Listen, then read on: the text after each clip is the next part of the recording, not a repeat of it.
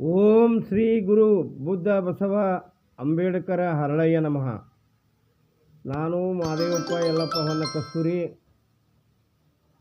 ನಿವೃತ್ತ ಕ್ಷೇತ್ರ ಶಿಕ್ಷಣಾಧಿಕಾರಿಗಳು, ವಿಜಯಪುರ. ಪರಮ ಪೂಜ್ಯ ಹವಾಮಲ್ಲಿನಾಥರ ಭವಿಷ್ಯಲಿಂಗ ಆಶ್ರಮ, ಮನಗೂಳಿ ತಾಲೂಕು, ಬಸವನ ಬಾಗೇವಾಡಿ ಜಿಲ್ಲಾ, ವಿಜಯಪುರ. ಶ್ರವಣ ಮಾಡುತ್ತಿರುವ ಎಲ್ಲ ಸದ್ಭಕ್ತರಿಗೆ ನನ್ನ ಶರಣಾರ್ಥಿಗಳು. ಇಂದು ನಾನು ಆತ್ಮಾವಲೋಕನ ಎಂಬ ವಿಷಯದ ಮೇಲೆ ಒಂದೆರಡು ವಿಚಾರಗಳನ್ನು ಹಂಚಿಕೊಳ್ಳುತ್ತಾ ಇದ್ದೇನೆ. ನಾವು ನಮ್ಮನ್ನೇ ಪ್ರಶ್ನಿಸಬೇಕು, ನಮ್ಮನ್ನೇ ಪರಿಶೋಧಿಸಬೇಕು, ನಮ್ಮಲ್ಲಿ ನಾವು ಸಂಶೋಧನೆ ಮಾಡಿಕೊಳ್ಳಬೇಕು. ನಾವು ಎಂಥ ಜನ, ನಮ್ಮ ಹವ್ಯಾಸಗಳೇನು ಎಂಬ ವಿಚಾರ ಮಾಡಿದಾಗ ನಮ್ಮಲ್ಲಿ ಭಾವ ಎಂಥದ್ದು ಇರುತ್ತದೆ. ಹೀಗೆ ನಾವು ಆತ್ಮಾವಲೋಕನ ಮಾಡಿಕೊಳ್ಳಬೇಕು. ನಮ್ಮಲ್ಲಿ ಪ್ರೀತಿ ಪ್ರೇಮ ಇದೆಯೇ? ಇನ್ನೊಬ್ಬರನ್ನು ಕಂಡು ಪ್ರೇಮವನ್ನು ಪ್ರೀತಿಯನ್ನು ಹಂಚುತ್ತೇವೆಯೇ? ಆದರೆ ಇದರ ವಿರುದ್ಧವಾಗಿ ಕೋಪ, ತಾಪ, ದ್ವೇಷ, ಭಯ ಇವುಗಳಿಂದಲೇ ಕೂಡಿರುತ್ತೇವೆ. ಅದಕ್ಕಾಗಿ ನಮಗೆ ದೇವರ ಒಲಿಮೆ ಆಗುವುದಿಲ್ಲ. ದೇವರ ಒಲಿಮೆಯಾಗಬೇಕಾದರೆ ನಾವು ತ್ರಿಕರಣಗಳನ್ನು ಪರಿಶುದ್ಧ ಮಾಡಿಕೊಳ್ಳಬೇಕು. ಹಿಂದೆ ಆಗಿದ್ದು ಮರೆತು ಈ ಶರೀರದಿಂದ ಏನೇನು ಪಾಪ ಮಾಡಿದ್ದೇವೆ, ಬಾಯಿಯಿಂದ ಏನೇನು ಮಾತಾಡುತ್ತೇವೆ, ಹೀಗೆ ಶರೀರದಿಂದ, ಬಾಯಿಯಿಂದ ಅಂದರೆ ವಾಣಿಯಿಂದ, ಮನಸ್ಸಿನಿಂದ ಕೆಟ್ಟ ಕರ್ಮಗಳನ್ನೇ ಮಾಡಿ ನಾವು ಗುರುವಿನ ಅನುಗ್ರಹ ಪಡೆಯಲು ಹೋಗುತ್ತೇವೆ.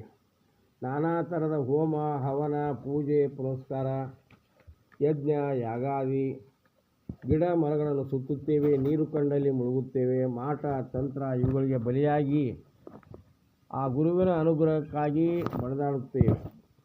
ಆದರೆ ದೇವರು ನಮಗೆ ಎಂದೂ ಒಲಿಯುವುದಿಲ್ಲ. ತಾತ್ಕಾಲಿಕವಾಗಿ ಒಲಿದರೂ ಅದು ಯಾವುದೋ ರೂಪದಲ್ಲಿ ಹೋಗಿಬಿಡುತ್ತದೆ. ಅದಕ್ಕಾಗಿ ನಾವು ಈ ತ್ರಿಕರಣಗಳನ್ನು ಪರಿಶುದ್ಧ ಮಾಡಿಕೊಂಡು ಅಂತರಂಗ ಬಹಿರಂಗ ಭಾವವನ್ನು ಪರಿಶುದ್ಧ ಮಾಡಿಕೊಳ್ಳಬೇಕು. ಪರಸ್ತ್ರೀ, ಪರರ ಹಣ, ಪರರ ಹೆಣ್ಣು ಮಣ್ಣು, ಹೀಗೆ ನಾವು ಇಚ್ಛೆ ಪಟ್ಟರೆ ಆ ಸುಳ್ಳನ್ನೇ ನಂಬಿ ಸುಳ್ಳನ್ನೇ ನಮ್ಮ ಜೀವಾಳವಾಗಬಾರದು. ಅದಕ್ಕಾಗಿ ನಮ್ಮ ಮನಸ್ಸು ಸಂಶೋಧನೆ ಮಾಡಬೇಕು. ಏನು, ಹೇಗೆ ಎಂಬ ಆತ್ಮಾವಲೋಕನ ಮಾಡಿಕೊಳ್ಳಬೇಕು. ಅದರ ಪರಿಣಾಮ ಏನಾದೀತು ಎಂದು ದೃಢ ನಂಬಿಕೆಯಿಂದ ನಿರ್ಧಾರವನ್ನು ತೆಗೆದುಕೊಳ್ಳಬೇಕು. ಒಂದು ಕೆರೆ ಇದ್ದರೆ ಅದು ಒಂದು ಕೆರೆಗೆ ಸೀಮಿತವಾಗಿರುತ್ತದೆ ಅದರ ಕ್ಷೇತ್ರ. ಆದರೆ ಸಮುದ್ರ ಇದ್ದ ಹಾಗೆ ಅದು ವ್ಯಾಪಕವಾಗಿರುತ್ತದೆ. ಸಜ್ಜನರಾದವರು, ಶರಣರಾದವರು, ಭಕ್ತರಾದವರು ಸಮುದ್ರ ಇದ್ದ ಹಾಗೆ. ಅವರನ್ನು ನೋಡಿ ನಾವು ಹೊಟ್ಟೆ ಕಿಚ್ಚು ಪಟ್ಟುಕೊಳ್ಳಬಾರದು. ಅಣುರೇಣು ತೃಣಕಾಷ್ಟದಲ್ಲಿ ಆ ಭಗವಂತನು ಇರುತ್ತಾನೆ ಎಂಬ ಭಾವ ನಮ್ಮಲ್ಲಿರಬೇಕು. ಅದಕ್ಕಾಗಿ ನಮ್ಮ ತನು, ಮನ, ಧನ ಇವು ಸ್ವಚ್ಛ ಇರಬೇಕು. ಪರರ ಧನವನ್ನು ತಂದು ವೈಭವದಿಂದ, ಆಡಂಬರದಿಂದ ಒಬ್ಬರ ಮನಸ್ಸು ನೋಯಿಸಿ, ಒಬ್ಬರಿಗೆ ಹೊಟ್ಟೆಗೆ ಹೊಡೆದು, ಒಬ್ಬರಿಗೆ ಟೊಪ್ಪಿಗೆ ಹಾಕಿ, ಒಬ್ಬರ ಗೋನು ಮುರಿದು, ಒಬ್ಬರ ಕಣ್ಣೀರು ಸುರಿಸಿ, ಆ ಪರರ ಹಣ ಪಾಪದಾನವೆಂದೇ ತಿಳಿದು, ಪಾಪದ ಹಣ ನಮ್ಮನ್ನು ಯಾವುದೇ ರೂಪದಲ್ಲಿ ರೋಗ ರುಜಿನಗಳು ಅವಘಡ ತಂದು ಬಿಡುತ್ತವೆ. ಆದ್ದರಿಂದ ದೇವರ ಒಲಿಮೆ ಆಗಬೇಕಾದರೆ ನಮ್ಮಲ್ಲಿ ಯಾವ ದೋಷಗಳು ಇರುತ್ತವೆ ಎಂಬುದನ್ನು, ಯಾವ ಗುಣಗಳು ಇರುತ್ತವೆ ಎಂಬುದನ್ನು ನಾವು ಪರಿಶೋಧಿಸಬೇಕು. ನಾವು ಅಂಥವುದನ್ನು ಅರಿತಾಗ ಅದು ವಿರಕ್ತಿ ಆಗುತ್ತದೆ. ಅವನಲ್ಲಿ ಸದಾಚಾರ, ಸದ್ಬುದ್ಧಿ, ದುರ್ಭಾವ ಹೋಗಿ ಸದ್ಭಾವನೆ ಬೆಳೆಯುತ್ತದೆ. ಅದಕ್ಕಾಗಿ ಪರಸ್ತ್ರೀ, ಪರಧನ, ಪರಮೋಹ, ಕೆಟ್ಟ ಪಾಪಕರ್ಮಗಳನ್ನು ಮಾಡಬಾರದು. ಅಂಥ ನಿಯಮ ನಿತ್ಯವನ್ನು ನಾವು ಪ್ರತಿನಿತ್ಯ ಮಾಡಬೇಕು. ಅದಕ್ಕಾಗಿ ಅತಿಯಾಗಿ ಅಂಟಿಕೊಳ್ಳಬಾರದು, ಅತಿಯಾಗಿ ರಾಗ ಮಾಡಬಾರದು. ಹೀಗೆ ಅತಿಯಾಗಿ ಅಂಟಿಕೊಂಡಾಗ ನಮ್ಮಲ್ಲಿ ಕ್ಷಣ ಕ್ಷಣಕ್ಕೂ ಕೋಪ ಬಂದಾಗ ಅವುಗಳಿಂದ ಏನು ಆದೀತೆಂದು ಭಯದಿಂದ ತತ್ತರಿಸುತ್ತೇವೆ. ಆದ್ದರಿಂದ ಕ್ರೋಧದಿಂದ ಮಾತಾಡಿದಾಗ ಅದರ ಪರಿಣಾಮ ಏನಾಗುತ್ತದೆ ಎಂಬ ಅರಿವು ನಮಗಿರಬೇಕು. ಆ ಅರಿವೇ ನಮಗೆ ಗುರುವಾಗಬೇಕು. ಜೀವನ ತಿಳಿದುಕೊಳ್ಳಬೇಕು. ಜೀವನವೆಂದರೇನು ಅವನು ತಿಳಿದಾಗ ಈ ಕಾಲದ ತೂಗುಗತಿ ನಮ್ಮ ತಲೆ ಮೇಲೆ ತೂಗಾಡುತ್ತದೆ ಎಂಬುದನ್ನು ನಾವು ಮರೆತಿರಬಾರದು. ರೊಕ್ಕ, ರೂಪಾಯಿ, ಹೆಣ್ಣು, ಮಣ್ಣು, ಹಣ್ಣು ಇವುಗಳ ಕಡೆಗೆ ನಾವು ಲಕ್ಷ್ಯ ಕೊಡುತ್ತೇವೆ. ಆದರೆ ನಮ್ಮ ತಲೆಯ ಮೇಲೆ ತೂಗುಗತ್ತಿ ಯಾವಾಗಲೂ ಇರುತ್ತದೆ. ಅದು ಯಾವ ಕ್ಷಣದಲ್ಲಿ ನಮ್ಮನ್ನು ಕೊಲ್ಲುತ್ತದೆ ಎಂಬುದು ನಾವು ಅದರ ಕಡೆಗೆ ಲಕ್ಷ್ಯ ವಹಿಸುವುದಿಲ್ಲ.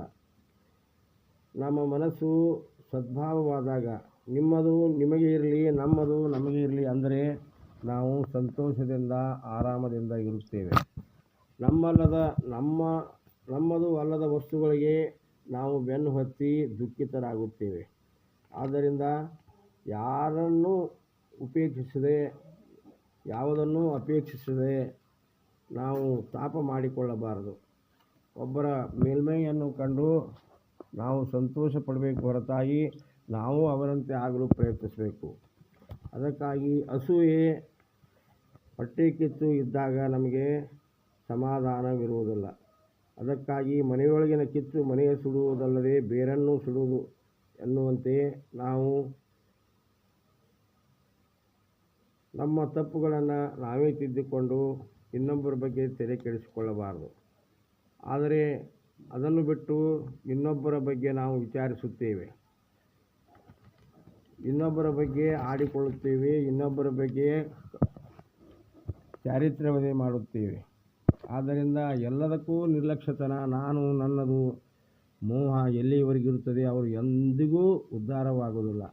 ಅವರಲ್ಲಿ ಧನ ಕನಕ ಇರಬಹುದು, ಅಧಿಕಾರ ಇರಬಹುದು, ಆದರೆ ದೇವರ ಮೆಚ್ಚುಗೆ ಅವರಿಗಾಗುವುದಿಲ್ಲ.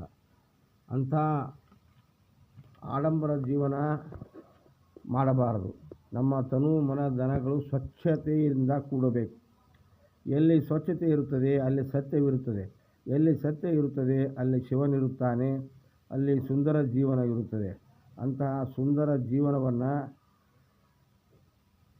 ಪರಿಮಳಯುಕ್ತವಾದಂಥ ಸುವಾಸನೆಯನ್ನು, ಸುಗಂಧವನ್ನು ನಾವು ಬೀರುತ್ತಾ ಸತ್ಯದ ಪರಿಪಾಲನೆ ಮಾಡೋಣ.